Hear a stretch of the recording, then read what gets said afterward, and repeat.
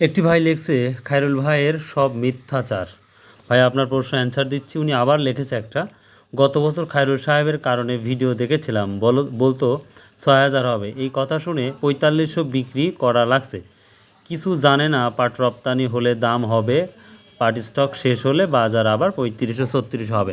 ভাই আপনার কথা আমি একমত যে পাট রপ্তানি হলে দাম হবে, আর পাট স্টক শেষ হয়ে গেলে বাজার ৩৫ বা ৩৬ হতে পারে, এটা মেনে নিচ্ছি। তবে আপনার শুরুতে যে কথা বলছেন মিথ্যাচার, আচ্ছা প্রথমত আপনাকে আমি একটা প্রশ্ন করি দাদু ভাই, দোয়া করি আল্লাহ আপনাকে সুস্থ রাখুক, ভালো রাখুক, এটাই। আর দ্বিতীয়ত প্রশ্নটা হচ্ছে মিথ্যাচার কাকে বলে, এ বিষয় নিয়ে আপনি একটু গুগল সার্চ দিয়ে দেখেন, আর ইনশাল্লাহর অর্থ কী সেটা দেখেন। আমি কোনো ভিডিওতে বলি নাই যে ১০০% ৬,০০০ হতে যাচ্ছে বা ৬,০০০ হবে।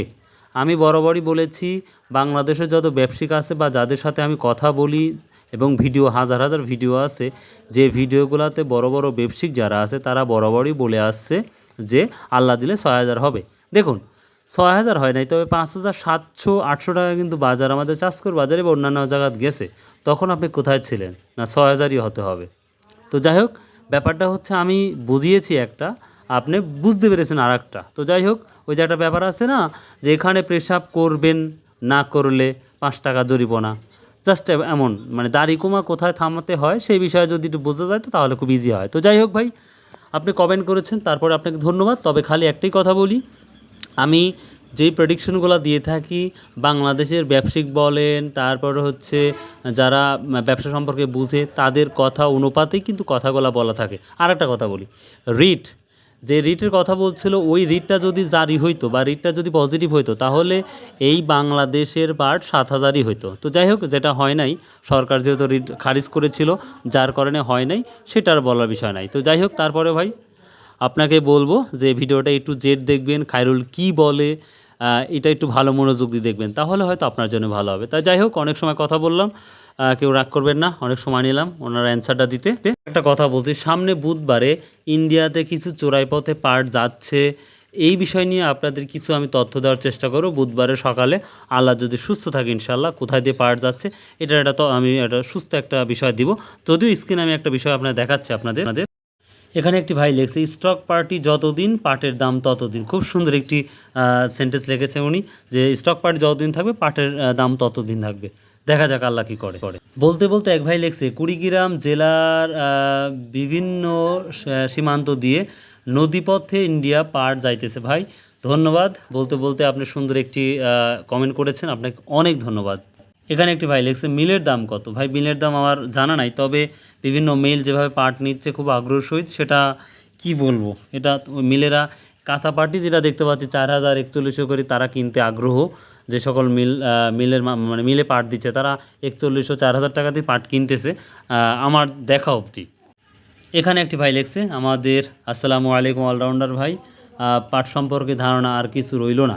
সামনে বাজার কি ৫৫ হবে, কি ৫৫ মানে অর্থাৎ ৫,৫০০ হবে না, ৩৫০০ হবে, আল্লাহ ভালো জানে। পাটের বাজার বাড়ি খাবেই, সন্দেহ নেই। হ্যাঁ অবশ্যই পাটের বাজার বাড়ি খাবে, এটা তো সবারই প্রেডিকশন।